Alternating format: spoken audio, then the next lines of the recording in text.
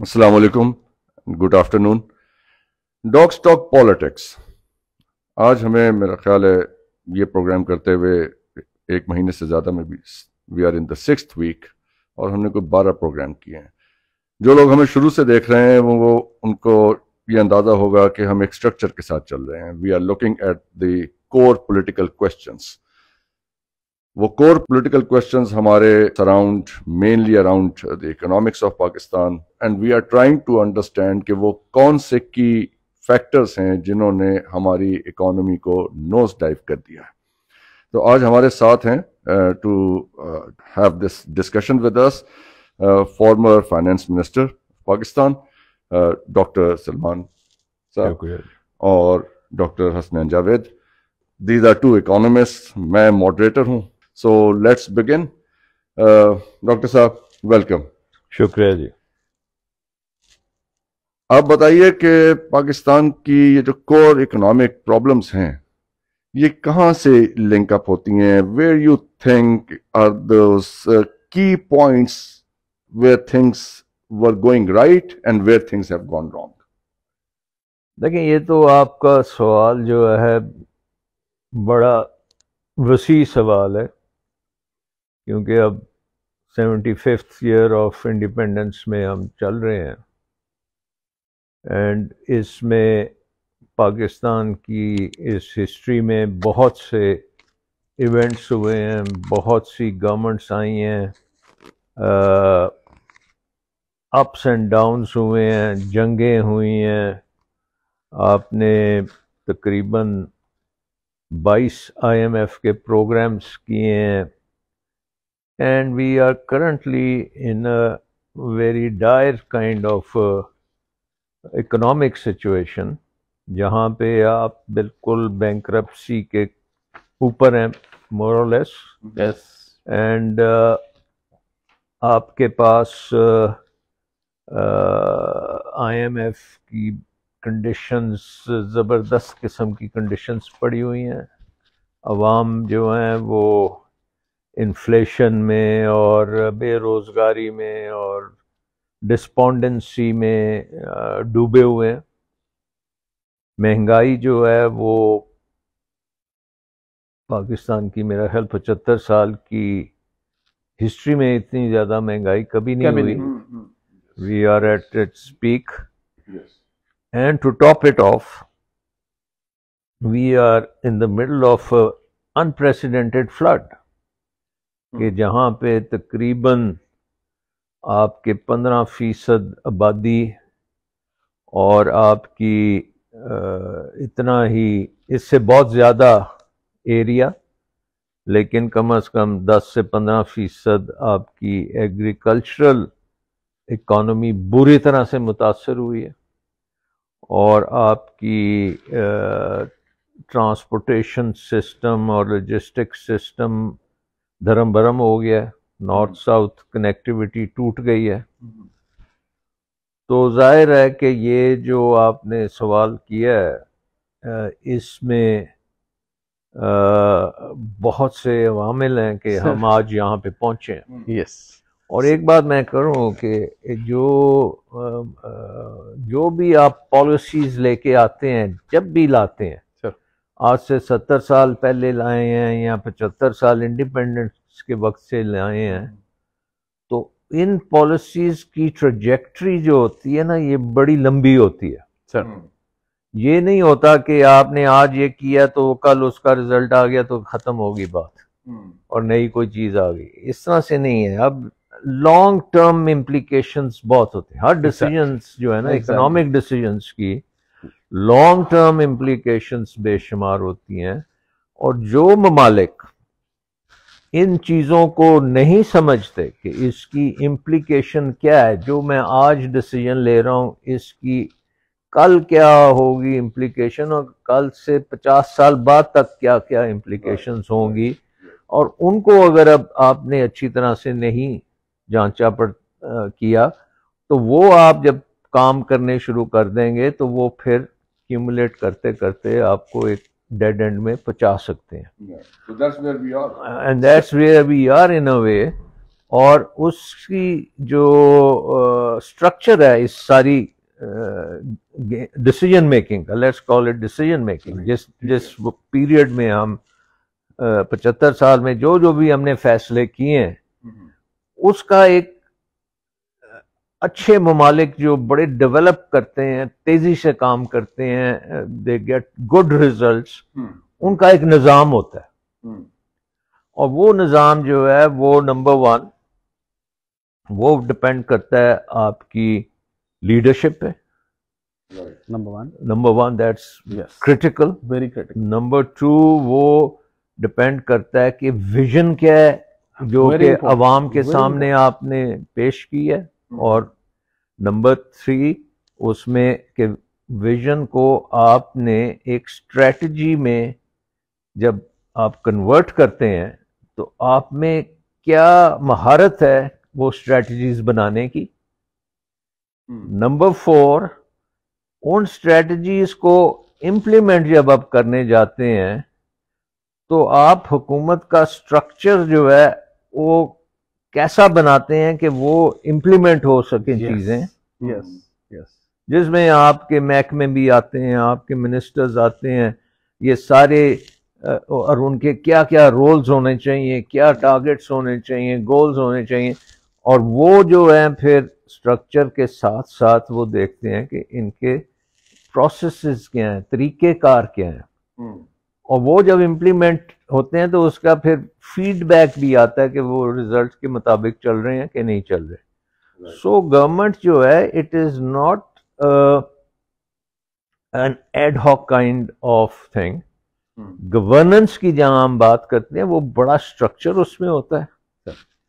اچھی گورننس اگر آپ کریں گے تو آپ کا اسٹرکچر بڑا اچھا ہوگا, آپ کے طریقہ کار بڑے اچھے ہوں گے, آپ کا نظام جو ہے وہ فنکشن کرے گا for achieving certain goals and objectives. Unfortunately میرا خیال ہے پاکستان میں یہ چیز لیک کرتی رہی تھی. وہ ڈسمینٹل ہوئی تو ہم نے دیکھا ہنگری, چیکوسلوواکیا, یہ دوسرے ممالک جو تھے سوویت یونین کے ساتھ, وہ انہوں نے اپنی مارکیٹ اکانومیز بنائی, بڑی پاورفل مارکیٹ اکانومیز بنائی. ادھر آپ نے یورپین یونین میں بہت زیادہ پروگریس ہوئی. اس سے پہلے آپ کی ریگن کی جو تھی اس نے تو اکنامک پوائنٹ آف ویو سے مارا تھا سوویت یونین کو. ایگزیکٹلی. مارگریٹ تھیچر کا تھا زمانہ جس میں مارکیٹ اکانومی کی بہت بات ہوئی, لبرلائزیشن کی بات, لبرلائزیشن. تو وہ ماڈل پوری دنیا نے اپنے کیا, امپلیمنٹ بنتے تھے از اکانومی اسٹوپڈ. ہاں, بٹ پاکستان میں ہمارے جو تھے 90s کا پیریڈ جس میں ہمیں یہ ساری ریفارمز کرنی چاہیے تھیں بڑی ڈیڈیکیٹڈ طریقے سے, اس میں ہم نے یہ ریفارمز نہیں کی. اور وہ ہمارا پیریڈ جو ہے نا was a period of musical chairs, کہ پی پی پی نے 2.5-3 سال کیے, اس کے بعد پی ایم ایل این نے 2.5-3 سال کیے, پھر پی پی پی نے کیے, پھر پی ایم ایل این نے کیے, اور اس کے بعد پھر پریزیڈنٹ مشرف کی government I. So what happens is کہ جب یہ سویلین پیریڈ گزرتا ہے اور اس میں there was total lack of object, کہ کیا آبجیکٹیوٹی جیسے کہنا چاہیے کہ ہم کسی آبجیکٹیو کی طرف نہیں جا رہے, ہم کسی گول کی طرف نہیں جا رہے, just trying to consolidate power, and before you are able to do it آپ چھٹی ہو جاتی ہے. ایگزیکٹلی. تو جب مشرف آیا تو اس وقت جو آپ نے اتنے انڈیکیٹرز دیے نا کہ آج اتنے ہیں, اس وقت 99 میں پاکستان کا debt to G D was ریشیو واز 100%. اچھا اچھا اچھا. سو پاکستان بینکرپٹ ہو گیا تھا کیونکہ آپ نے نیوکلیئر ایکسپلوژن بھی کر لیا ہوا تھا, سینکشنز بھی تھیں, اوپر سے ڈیٹ آپ کا 100%. What was the hard time that? It was an extremely difficult time. 99 میں جب مشرف صاحب آئے سر, اور مشرف صاحب کے آنے کے بعد آپ کو ایک نئے آئی ایم ایف پروگرام میں جانا پڑا. اور وہ IMF پروگرام تھا کہ آپ نے اب یہ جو ڈیٹ ٹو GDP ریشیو ہے سر یہ 100% پہ ہے, اس کو آپ نے نیچے لے کے آنا ہے. ٹھیک ہے سر, ان ادر ورڈز آپ you needed a debt strategy. ٹھیک ہے ٹھیک ہے. سو مشرف صاحب کے ٹائم کی اگر میں بات کروں تو اس میں ایک بڑا کلیئر آبجیکٹو تھا کہ آپ نے ڈیٹ کو نیچے لے کے آنا ہے, جس کا مطلب یہ تھا کہ آپ نے انویسٹمنٹ لے کے آنی ہے. ٹھیک ہو گیا. سو ڈیٹ کو آپ نے انویسٹمنٹ سے ریپلیس کرنا ہے. Right. That explains to you why you said before کہ جی آپ کے زمانے میں FDI آئی, ہاں فورن ڈائریکٹ انویسٹمنٹ آئی, اور لوکل انویسٹمنٹ بھی بہت ہوئی. ہاں اس کی وجہ یہ تھی کہ آپ کی ایک ڈیٹ اسٹریٹجی تھی وچ واز کہ آپ نے ڈیٹ پہ انحصار کم کرنا ہے اور آپ نے زیادہ انحصار انویسٹمنٹ پہ کرنا ہے. Excellent. And that process strategy. That was a strategy and it also had very specific goals جو کہ نہ صرف آپ کے ساتھ تھے, وہ IMF کے ساتھ بھی. اچھا پھر یہاں میرا سوال بڑا ویلیڈیٹ ہو رہا ہے ہاں کہ میں جب کہہ رہا ہوں کہ گول اورینٹیشن, ہاں یعنی جب بھی اس طرح کی گورنمنٹس آتی ہیں, اور خاص طور پہ کیونکہ میں نے فوکس آپ کی گورنمنٹ پہ کیا اور آپ اس وقت کر رہے تھے, ہاں اتنا برا وقت تو اس سے پہلے کسی نے نہیں دیکھا ہوگا. آپ 100% ڈیٹ ٹو GDP پہ تھے. وہ 100% تھا. ٹھیک ہے سر. ہاں اس میں آپ کہہ رہے ہیں کہ جب گول اورینٹیشن کر دی جائے تو آپ مشکل ترین وقت سے بھی نکل جاتے ہیں ود اسٹریٹجی. ڈیفینیٹلی. اس وقت کیا سچویشن ہے؟ اس وقت اتنی سچویشن نہیں ہے, مطلب of course 100% debt to GDP. ابھی تو آپ کو کرنٹ اکاؤنٹ ڈیفیسٹ, ہاں اس وقت پھر یہ بھی ہوا کہ ہم نے جو سب سے ایکسپینسو ہمارے ڈیٹ تھے, فورن ڈیٹ, وہ ہم نے پے آف کر دیے. اچھا, پھر ہماری آبویسلی ایک ریسٹرکچرنگ بھی ہوئی تھی اس وقت, اس لیے تو ریفارمنگ 100 اس کے ساتھ ٹوٹل ریفارمنگ 100 اب اس کو بول رہے ہیں. اور اس میں پھر ایک یہ تھا کہ جب انویسٹمنٹ اورینٹیشن ہوئی تھی تو انویسٹمنٹ FDI کو پرسو کیا گیا تھا کہ FDI زیادہ سے زیادہ ہے. اچھا کیونکہ ہم ریورس جا رہے ہیں, سوال دوبارہ میرا کہنے کا مقصد ہے کہ اس سے جو آپ کنکلوژنز ڈرا کر رہے ہیں نا وہ بہت امپورٹنٹ ہے سر. کہ number 1 we were in military government آتی ہے جب سویلینز ہیو میسڈ اپ اور ہیو ناٹ پرفارمڈ, تو وہ ایک ویکیوم کریٹ ہوتا ہے جس میں یہ آ گئی. اب جب وہ ملٹری گورنمنٹ آتی ہے تو ان کا ٹارگیٹ آبجیکٹیوز بڑے کلیئر ہوتے ہیں, کیونکہ انہوں نے ایک تو ہے کہ اس گڑھے سے نکلنا ہوتا ہے. نان اکنامک بات کرتا ہوں سر, یہ کوئی شوق سے تو نہیں آتے نا, جب آپ کی انکمپیٹنسیز ہوں گی, پولیٹیکل ریزن یہی دیا جاتا ہے, امپورٹنسی ہوتی ہے. اچھا سر دیکھیں, اس وقت جب سچویشن ایسے ہوتا ہے, آپ کا پورا جگہ ہی خالی ہوتی ہے, کوئی پرفارم کرنے والا نہیں ہوتا. میں آپ کو ایک بات before we forget about it, کہ جب یہ گول اورینٹڈ بات ہوئی تو بائی دا ٹائم مشرف صاحب لیفٹ ان 2007 سر, پاکستان کا GDP debt to GDP had come down to 53%.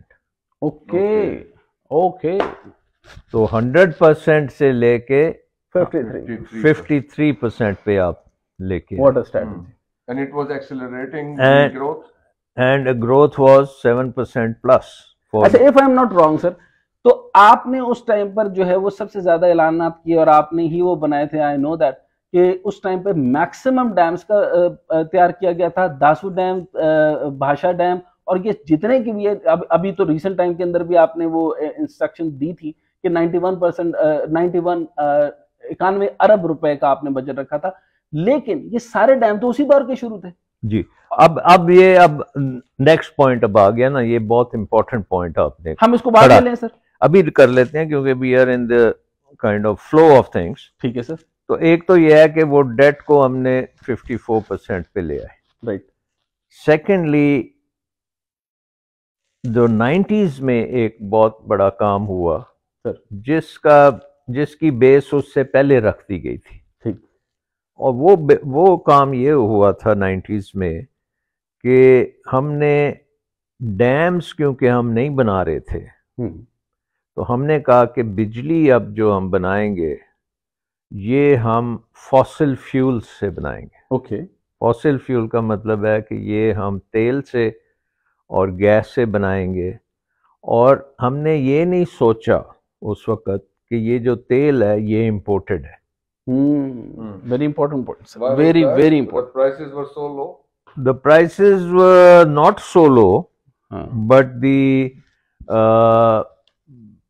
intentions were not so. کیونکہ ہمیں یہ کہا جا رہا تھا کہ جی آپ نے کیونکہ آپ نے کالا باغ ڈیم نہیں بنایا. دیکھیں نا یہ پرابلم ڈیمز ہم نے ڈیمز جو لاسٹ ڈیم آپ نے بڑا بنایا تھا وہ تربیلا تھا. ایسے ہی پہلے منگلہ بنا پھر تربیلا جو ہے وہ ایوب خان صاحب نے شروع کر دیا تھا، لیکن کمپلیٹ جو ہے وہ 73 میں شاید کمپلیٹ ہوا تھا. اس کے بعد 73 آنورڈز ہم نے ڈیمز نہیں بنائے، اور ڈیمز پھر ضیاء الحق صاحب کے پیریڈ میں کنٹروورشل ہو گئے. جب آپ نے کالا باغ بنانے کی کوشش کی تو وہ پھر آپ کی پروونسز میں سندھ اور کے پی نے کہا کہ یہ نہیں بن سکتے. it went on to the all politicizing. It became politicized. وہ پھر ہمارے جو پروونشل پالیٹکس میں بھی وہ پہنچ گیا. پھر یہ آتا تھا کہ اوور مائی ڈیڈ باڈی، اگر میں دیکھوں گا کیسے بنے گا، جس قسم کی اسٹیٹمنٹ خون سے رنگ دیا جائے، نامنظور کالا باغ ڈیم. وہ جب ایلیمنٹ ہو گیا تو ورلڈ بینک کے ساتھ جب آپ اپنے انرجی پروجیکشنز کرتے تھے ایگزیکٹلی تو آپ نے یہ ڈیسائیڈ کیا کہ ہم اب ہائیڈرو پاور نہیں کر سکتے، ہمیں تھرمل میں جانا ہے. اور اس کے نتیجے میں ہب کو پاور پلانٹ لگا جو امپورٹڈ تھا، سارا امپورٹڈ تھا. موسٹ لیسٹ یعنی سب سے موسٹ ایفیشینٹ اینڈ افیکٹو ہوتا ہے ہائیڈرو. ہم آ گئے اس کے اوپر تھرمل پہ.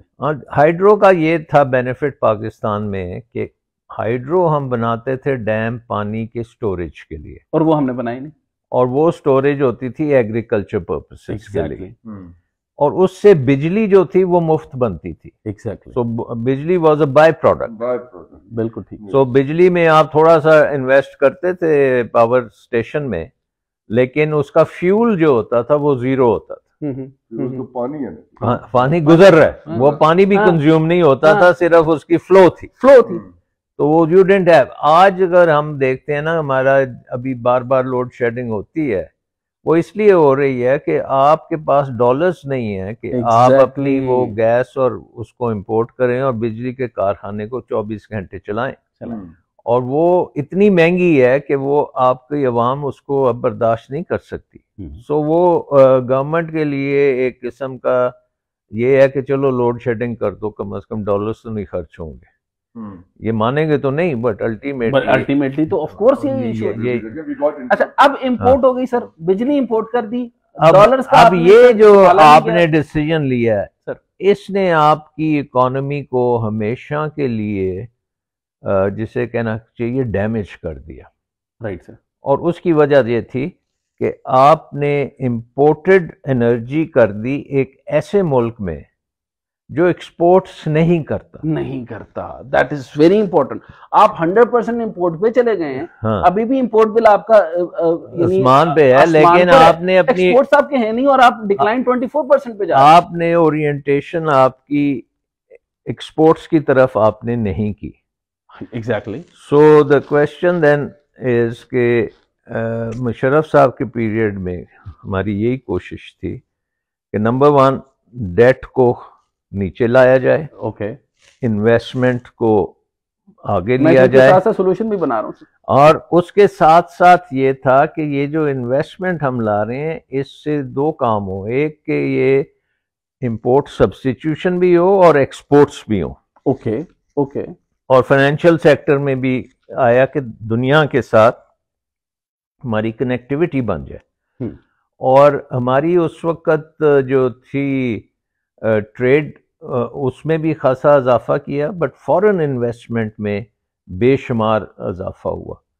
اور جب ہم مشرف صاحب گئے تو اس کے بعد انرجی کے ہاتھوں ہمیں پھر سے مار پٹی سر. کیونکہ جب بات سمجھنا چاہتا ہوں کہ جب مشرف صاحب گئے، مشرف صاحب ہم نے تو وہ دور بالکل ہوش آواز میں دیکھا ہوا، تو اس وقت تو انرجی کا کوئی پرابلم نہیں تھا. لیکن جب زرداری صاحب کی گورنمنٹ آئی ہے پیپلز پارٹی کی تو ود ان منتھس آدھے ملک کی بجلی ختم ہو گئی. سر مجھے ہر جمہوری دور میں یہ پرابلم نظر آیا. اچھا اس کی وجہ یہ ہوئی تھی کہ آپ کو یاد ہوگا کہ اس وقت 2008 میں بھی ایک انرجی کرائسس آیا تھا دنیا میں. یس یس. اور تیل کی قیمت $150 فی بیرل ہو گئی تھی. ابھی اس دور میں جب یہ ہوا ہے تو تیل کی قیمت 125-130 پہ گئی ہے, 150 پہ نہیں گئی. اس وقت وہ 150 پہ گئی, 150 پہ گئی تھی. اور اس نے آپ کے ریزروز خالی کر دیے تھے. وہ اب یہ جو آیا نا کہ 2008 میں بھی آپ کو جو شوق پڑا ہے وہ اس لیے پڑا تھا کہ آپ کی پلاننگ جو تھی all along, where you substituted your power from Hydel, which was zero marginal cost in a way, towards an imported input. اور جب وہ imported input مہنگی ہوتی ہے اور آپ کے پاس ڈالرز بھی نہیں ہوتے تو آپ کا دیوالیہ نکل جاتا ہے. سو یہ ہم نے جو ملکوں کی جو اکنامک ٹریجیکٹریز ہوتی ہیں اس میں جب آپ دیکھتے ہیں نا کہ ان کے بڑے لانگ ٹرم افیکٹ ہوتے ہیں. اچھا سر میں اسی دور کو دیکھتا ہوں تو یہاں پر ایک سٹرکچر دیکھتے ہیں کہ جب میں اس چیز کو ڈسکس نہیں کرنا چاہتا کہ مشرف صاحب کیسے آئے اور اس کو ہم پولیٹیکل ڈسکشن میں نہیں بنانا چاہتے, وہ آ گئے.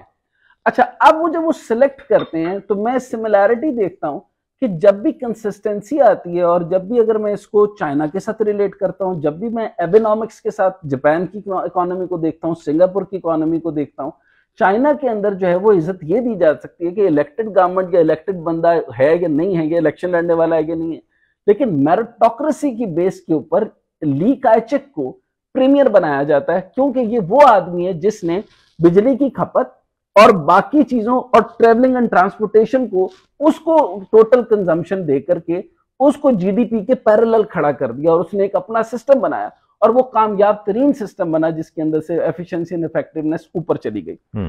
آپ یہ دیکھیں کہ چاہے ایبینامکس جاپان کی یا سنگاپور کی یا چائنا کی, اور ساتھ جب مشرف صاحب کا جب دور آتا ہے جس کے اندر انلائٹنمنٹ بھی آتی ہے, ایف ڈی آئیز بھی آ رہے ہیں, فلاں بھی آ رہے ہیں, میں پچھلے دوروں میں بھی دیکھ لیتا ہوں, آپ گولڈن 60s کے اوپر تو بہت بات ہو گئی, یعنی آپ کسی کے بھی دور کو آپ اٹھا کے دیکھ لیں, یہ کیا وجہ ہے. اور اس میں پرابلم یہ ہے کہ ایک تو ان کو اسکل نہیں ہے, میرٹوکریسی نہیں ہے, 7 to 8 ایسی منسٹریز ہیں جس کے اندر آپ کبھی رسک لے ہی نہیں سکتے کہ ایک آدمی اس فیلڈ کا ہی نہیں ہے. فار ایگزامپل کوئی لائر ہے, ہم آپ اس کو سائنس اینڈ ٹیکنالوجی کا لگا دیں, یہ پاسبل ہو سکتا ہے, لیکن اس طریقے سے ہم پاکستان کے اندر یہ ٹیسٹ ہوتے رہے.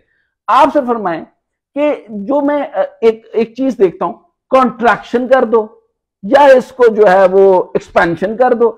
کانٹریکشن ایکسپینشن کی گیم تو ہر وقت نہیں چلے گی نا سر جی. آپ نے سولوشن اکثر ڈرائیو کیا اور میں آپ سے سمجھنا بھی چاہتا ہوں کہ ہم اکانومی کون سی ہیں, ایک پھر ہمیں میرٹوکریسی کیسے سیو کرتی رہی ہے, کیا ہے, کیونکہ 2007 میں ریفارمنگ 100 میں نہیں کہہ رہا, پوری دنیا کہہ رہی ہے. اچھا اس دور کے اندر آپ کے دور کے ابھی بھی جو ہے وہ جی ڈی پی کے اندر سے نکلنا 100% debt to G D P سے اگر آپ نکل آتے ہیں, آپ کی ٹرانسپورٹیشن بہتر ہو رہی ہے, آپ کے ریزلٹس آپ کے بہتر آ رہے ہیں, آپ کے ایف ڈی آئیز آپ کے بہتر آ رہے ہیں, اس وقت انسرجنسی کی باوجود بھی آپ کے پاس جو ہے ملٹی نیشنلز اور لوکلز آ رہے تھے. سو اس کا مطلب ہم بزنس پروڈیوس کرنے شروع ہو گئے تھے. پھر ہم نے ایکسپورٹ لیڈ, آپ نے اس گورنمنٹ کے اندر بھی مسلسل یہ کہتے رہے کہ ایکسپورٹ لیڈ بنائیں, ایکسپورٹ لیڈ اس کو کریں اکانومی کو. یہ جو ہمارے کنسسٹنسی ہے اور اس کا سٹرکچر ہے انورڈ اکانومی کا, یہ سر آپ بتائیں. دیکھیں نا ایک بات یہ ہے کہ ہماری کیونکہ ہم ایک بڑا ملک ہیں sir, and starting of we were producers of agriculture was a big thing sir, اور ایگریکلچر کی جو تھی نظام وہ انگریزوں نے تو ایک بڑا زبردست نظام بنایا تھا, particularly in our region irrigation network انہوں نے پورا بنایا. اور یہ جتنے آپ دیکھتے ہیں فیصل آباد ہے, یا ان کو کنال کالونیز ان اے وے, منڈی ٹاؤنز بنائے اور نہری نظام لے کے گئے. پھر وہ زمینیں جو ہیں ان کو یہ چک جتنے تھے وہ بنائے. تو انہوں نے ساتھ اس کے یونیورسٹی بھی ایک بنائی جو کہ ایگریکلچر یونیورسٹی تھی, جس کا کام تھا کہ وہ نئے سے نئے طریقہ کار جو ہیں فارمرز تک پہنچائیں, بیج اچھا دیں, ٹریننگ کریں لوگوں کی, فارم مینجمنٹ ہونی چاہیے. اور اس کے ساتھ لوگ بھول جاتے ہیں کہ ایک انہوں نے بینک بھی بنایا تھا جو ایگریکلچر کے لیے تھا, کوآپریٹو بینک تھا, وہ کوآپریٹو بینک تھا which was meant for the agriculture sector. اچھا, یہ جو اسپیسیفک ڈیولپمنٹل بینکس جو ہوتے تھے سر, جن کی ابھی ضرورت محسوس کی, اور میں نے لاسٹ ٹائم آپ کا بھی دوبارہ پڑھا کہ آپ نے اس ٹائم ہر حکومت کو آپ نے ایڈوائس بھی کیا کہ ڈیولپمنٹل بینک سے, کیونکہ commercial bank small and medium enterprise کو فائدہ نہیں دیتے, یا لارج اسکیل مینوفیکچرنگ کو دیتے ہیں تو بڑے فائدے دیتے ہیں. تو نظام جو ہوتا ہے نا, وہ فار اے سرٹن آبجیکٹو آپ کو ڈیزائن کرنا پڑتا ہے. یہ بہت امپورٹنٹ پوائنٹ ہے, کیونکہ آپ نے یہ پوائنٹ ریز کیا سر کہ چائنا کا میریٹوکریسی یا انگریزوں کی جس طرح سے بنی ہے, اور گلوبل کیپٹلزم میں میرٹ, اور سر وہ بھی گول اورینٹڈ, ہاں گول اورینٹڈ تھے, اور وہ پھر ہر پہلو کو دیکھا جاتا تھا.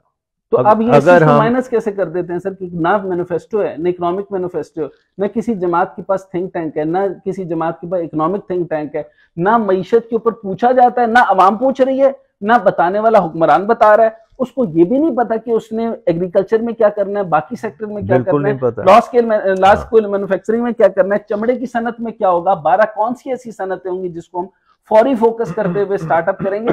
نہ عوام پوچھ رہی ہے, نہ حکمران بتا رہا ہے. بالکل.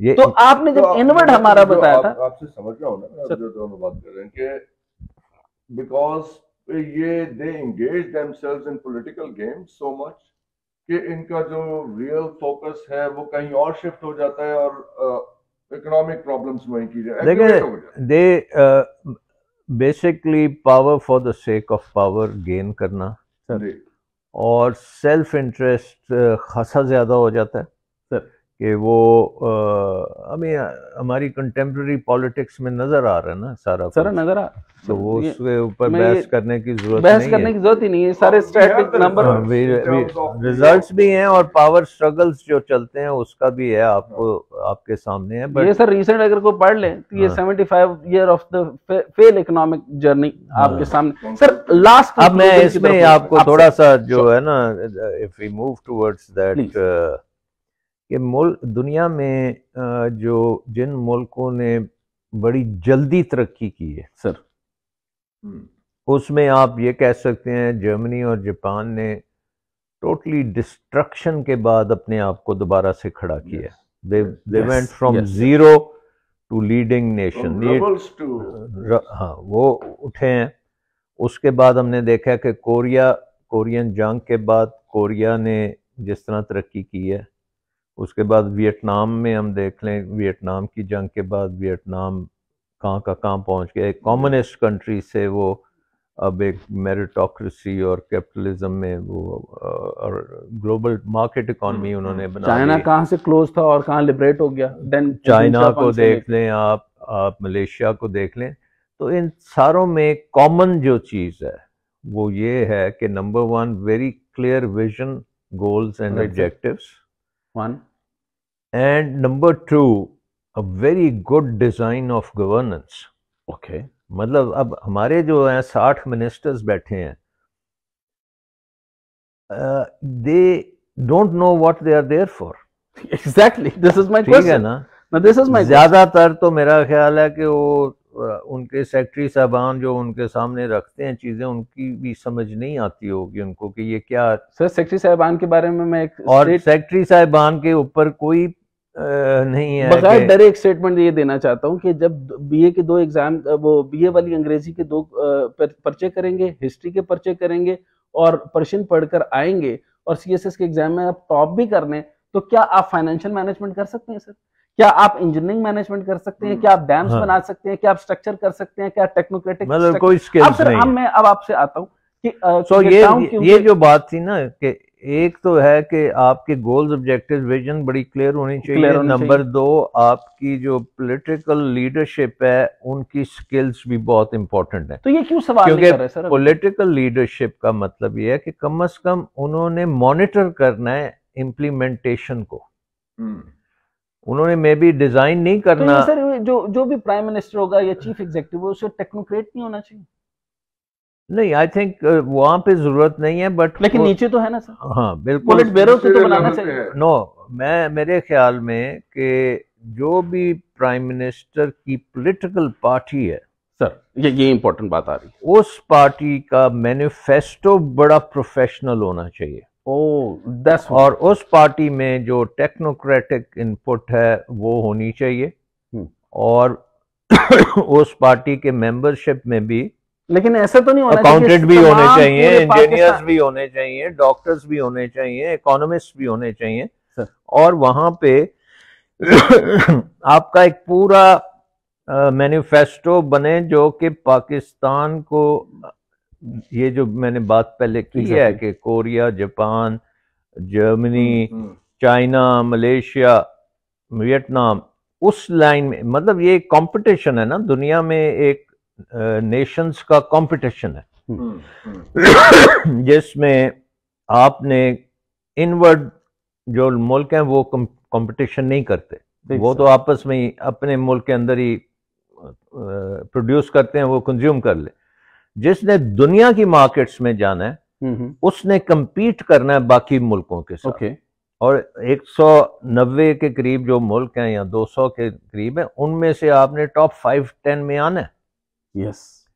اس کا مطلب ہے آپ نے کمپیٹ کس کے لیے کرنا ہے؟ گڈ گورننس کے لیے کمپیٹ کرنا ہے، مارکیٹس کے لیے کمپیٹ کرنا ہے، انویسٹمنٹ کے لیے کرنا ہے، ٹیکنالوجی کی آپ بات کرتے ہیں اس کے لیے کمپیٹ کرنا ہے. تو ان ساری چیزوں کو ختم کرنے کے لیے سب سے بڑا جو ہے وہ ڈیجیٹائزیشن کا ایک سپیس لگا دیں، وہ آپ کے 80% ختم کرنا. بالکل، آپ کرپشن کو ختم کرنا ہے، اور ساتھ آپ نے یہ جو بیوروکریسی ہے، ریڈ ٹیپزم کو ختم کرنا ہے، ڈی ریگولیٹ کرنا ہے. So can we replace it with the meritocracy?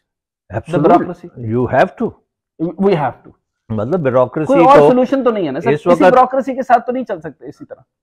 نہیں، یہ دیکھیں مشرف صاحب کے ٹائم میں ہم نے یہ سول سروس ریفارمز کی تھیں. ہارورڈ میں ہم نے اپنے سینئر بیوروکریٹس کو بھیجا تھا لیڈرشپ کورسز کے اوپر، اور اس کے بعد انہوں نے یہاں آ کے ہمارے اسٹاف کالجز میں بھی پروگرامز کرنے تھے اور اس کو اپ گریڈ کرنا تھا. آپ کو یاد ہوگا مشرف صاحب کے ٹائم میں اسٹاف کالجز کو ہم نے انسٹیٹیوشنلائز کیا تھا، بالکل کیا تھا، اور اس کے لیے پھر ہم نے یہ کولیبریشن ود ہارورڈ کی تھی، پھر بعد میں ہم نے سنگاپور سے بھی کیا. تو I think you have to train them well. Exactly. اور جب تک یہ نیو انڈکشنز بھی، اور ہر چیز میں آپ نے وہ اسپیشلائزیشن بھی کرنی ہے، اور ٹیکنوکریٹس بھی آنے ہیں. ایگزیکٹلی. میرٹوکریسی کے بغیر تو گزارا ہی نہیں ہو سکتا. تو یہ ساری چیزیں آپ نے کرنی ہے. اور اس سے آپ نے وہ ادارے جن کی ضرورت نہیں ہے ان کو ختم کرنا ہے. جو ادارے اپنے جو آج سے 100 سال پہلے بنے تھے جس کی اب ضرورت نہیں ہے اس کو بند کر دیں، جن کی ضرورت ہے وہ بنائیں. Thank you very much. اچھا، my last question to you, کیونکہ he is running out of time, and میں اور اب آپ سے ریکویسٹ آن ایئر بلکہ کر لیتا ہوں آپ سے کہ ایک دفعہ ہمیں کہیں پہ بھی دوبارہ، بے شک 2 ہفتے 2 مہینے بعد 3 مہینے بعد دوبارہ ٹائم چاہیے ہوتا. اچھا سر، لاسٹ کنکلوڈنگ ریمارکس کے طور پہ ہم میرٹوکریسی اور ٹیکنوکریسی کی بات کرتے ہیں، ہم بہت بڑے ریفارم نہیں مانگ رہے. ہم یہ نہیں کہہ رہے کہ ہمیں ابھی تک، کیونکہ پریزیڈنشل جو فیڈریشن ہے اس کو ڈیوائڈ بھی صحیح طرح سے نہیں کیا، ہم نیچے والے میئر سسٹم بھی نہیں لانا چاہ رہے، ہم پریزیڈنشل فارم بھی نہیں لاتے. اسی فارم کے اندر بیٹھ کر کیا 7 ایسی وزارتیں اور اوپر کی جو سائز کو کٹ ڈاؤن نہیں کیا جا سکتا سر؟ اور اگر کیا جا سکتا، بڑا سمپل بات ہے، بڑی سمپل بات. آپ کا آبجیکٹو بڑا کلیئر ہونا چاہیے. Right sir. میری نظر میں ہمارا آبجیکٹو ایک ہی ہے سر، اور وہ ہے کہ پاکستان کی خوشحالی، اور ہماری جو نوجوان نسل ہے، دنیا کی ینگسٹ پاپولیشن اگر کوئی ہے ملک تو وہ پاکستان ہے، which is 70%. جو کہ آپ کی 25 سال یا 30 سال سے کم عمر کے 70% which is 64%. نہ ہر سال آپ کو 3 سے 4 ملین جابز چاہیے، اور اچھے جابس چاہیے. اچھے جابس ہیں. سو آپ نے یہ نہیں کرنا کہ آپ کوئی بھل صفائی کا اوپر انہیں کام پہ لگایا یا ویلڈنگ وغیرہ پہ لگا دیں, آپ ان کو پراپر جابس کے لیے آپ کو چاہیے. اس کا مطلب کیا ہے؟ دیکھیں ہمارے پاس بہت سے ریسورسز ہیں. ہمارے پاس مین پاور ہے ینگ, ان کو ہم نے ٹرین کرنا ہے. سر ہمارے پاس زمین ہے بے شمار. اس وقت فلڈ میں 10% گئی ہوئی ہے, لیکن ہماری پروڈکٹیوٹی زمین کی سب سے دنیا میں کم ہے. ہمارے پاس پانی ہے, ریور انڈس اینڈ جتنے بھی دریا ہیں اس کے ساتھ, we have ample water but we waste it a lot. ہمارے پاس شہر ہیں, بڑے بڑے میگا سٹیز ہیں, ٹھیک ہے. ہماری جو پاپولیشن ہے وہ دیہاتوں سے اٹھ کے شہروں میں آ رہی ہے.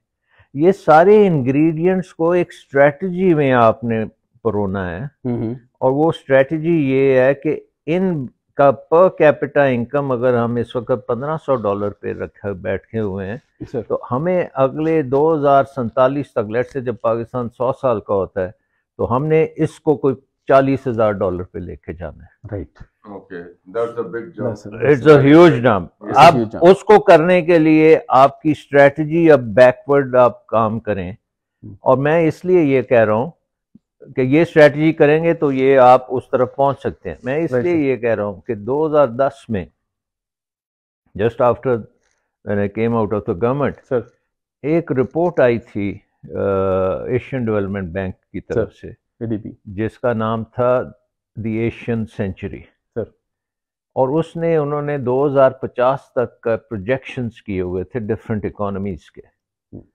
اور اس پروجیکشن میں انہوں نے ہندوستان کا اور پاکستان کا بھی پروجیکشن کیا ہوا تھا along with all the other Asian countries. اس میں نے جب دیکھا تو ہندوستان کا انہوں نے 2050 تک دیا ہوا تھا کہ یہ $42,000 تک پہنچ جائیں گے پر کیپٹا انکم, اور پاکستان کا انہوں نے دیا ہوا تھا کہ یہ 8,000 تک پہنچے گے. ہاں, تو then I wrote an article also at that time, اور میں ہر جگہ پہ میں یہ بات کرتا رہا کہ بھائی آپ نے اگر یہ اتنا بڑا گیپ ہو گیا تو ہماری انڈیپینڈنس ختم ہو جائے گی. We will not be able to defend, sovereignty ختم ہو جائے گی. سو آپ کو organise your governance so that آپ ہندوستان سے ایک سٹیپ آگے رہیں. اب 2010 سے آج ہم 2022 میں آئے ہیں. اب اس وقت وہ گیپ, 2010 میں ہندوستان اور پاکستان کی پر کیپٹا انکم برابر تھی, تقریباً $1,200 تھی. آج ہماری 1700 پہ ہم پہنچے ہیں, ان کی جو ہے وہ 2500 کے قریب پہنچ گئی ہے. سو they are doing something on a much higher trajectory. So میں جو بات کرتا ہوں نا اکنامک ٹریجیکٹری کی, ہماری ٹریجیکٹری جو ہے وہ ایسے نیچے جا رہی ہے. اب ہم نے اس کو کھینچ کے اوپر کی طرف لے کے آنا ہے تاکہ ہم اب کیچ اپ کریں, اور اس کے لیے یہ جو انسٹیٹیوشنل سٹرکچرز ٹھیک کرنے ہیں, میرٹ کرنا ہے, ٹیکنالوجی لے کے آنا ہے, اور اس سب چیزوں کو آرگنائز کرنا ہے in a systematic fashion with targets and goals and accountability. Yes, foremost. Thank you very much, sir. Thank you, sir. Great. اور انشاءاللہ ان قریب ہم اس صرف سٹرکچرز پہ آگے. Sir, one thing, sir, please. Before we close, میں یوزلی اس طرح کے کنکلوڈنگ ریمارکس نہیں دیا کرتا, بیکاز ڈاکٹر صاحب نے جو کنکلوڈ کر دیا ہے وہ بالکل انڈرسٹینڈیبل ہے. I just want to say one thing. The way you are doing is not working. Don't do it. Thank you.